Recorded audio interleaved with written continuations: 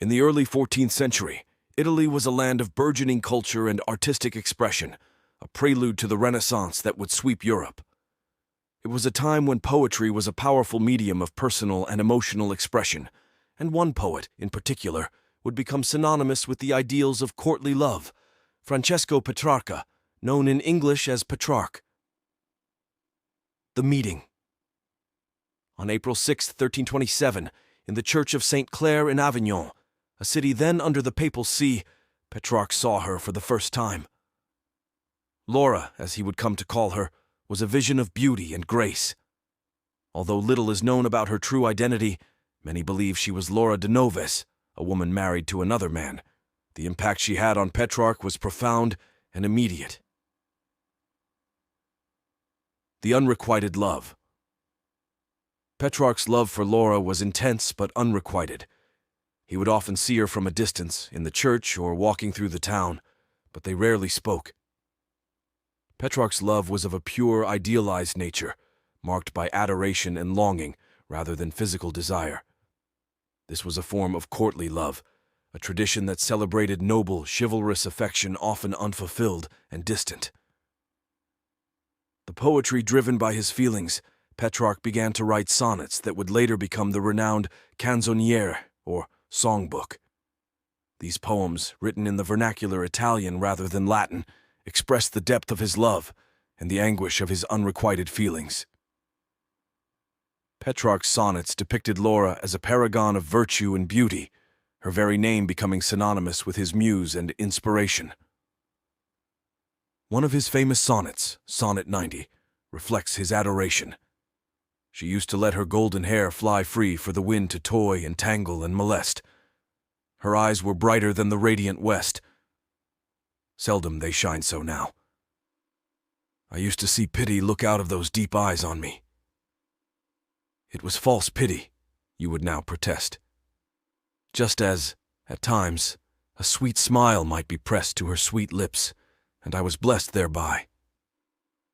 So love has found me still the same as when those pitiless eyes first conquered me for good. But time may change, and change is surely due, if love is tears, and hope, desire, and pain. Oh, in my heart of hearts, if understood, how can your countenance be altered so? The Plague and Tragedy. In 1348, tragedy struck as the Black Death swept through Europe. Laura succumbed to the plague, leaving Petrarch devastated. Her death only intensified his feelings, and his poetry took on a tone of deep mourning and reflection. Despite never being romantically involved with Laura, Petrarch's love for her remained undiminished, a testament to the endurance of his idealized affection. The legacy Petrarch continued to write about Laura for the rest of his life. His sonnets, while deeply personal, resonated widely and influenced the course of European literature. They exemplified the humanist ideals of the Renaissance, focusing on individual emotion and personal expression. Petrarch's unrequited love for Laura became a symbol of pure, unattainable love, a theme that would echo through the works of later poets and writers. In his later years, Petrarch reflected on his feelings for Laura and the impact she had on his life. His love, though never realized in a conventional sense, had inspired a lifetime of poetry that would cement his place in literary history. Epilogue. Petrarch's love story with Laura is not one of fulfilled romance, but of enduring inspiration. It tells of a love that transcended the physical and became immortal through art. His sonnets continue to be read and admired for their emotional depth and lyrical beauty, serving as a timeless reminder of the power of love to inspire and transform. And so, the story of Petrarch and Laura remains one of the most poignant tales of love in history, a testament to the enduring power of the human heart to find beauty and meaning even in the face of unattainable dreams. The legacy continued.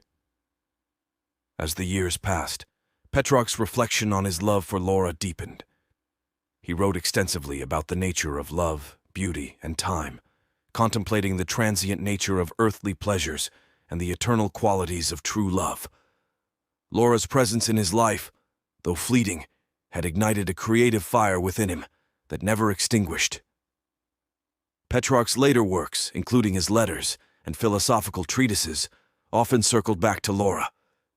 In his Secretum, a semi-autobiographical dialogue, Petrarch converses with St. Augustine about his inner struggles and desires, revealing the profound impact Laura had on his soul.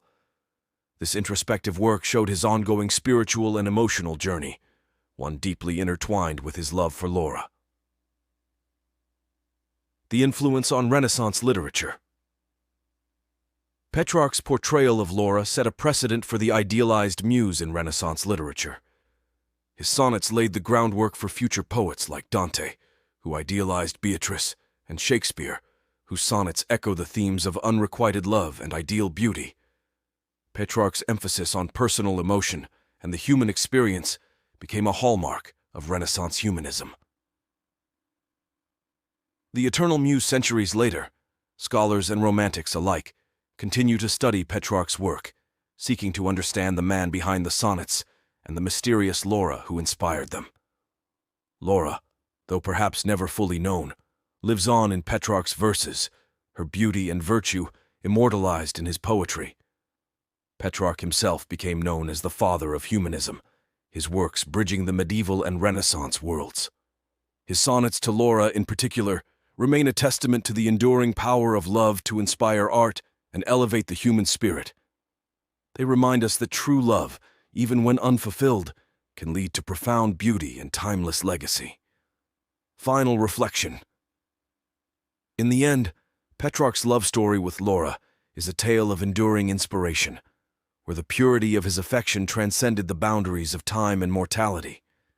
His poetry, filled with longing and reverence, speaks to the universal experience of love, its joys, its sorrows, and its ability to uplift and transform.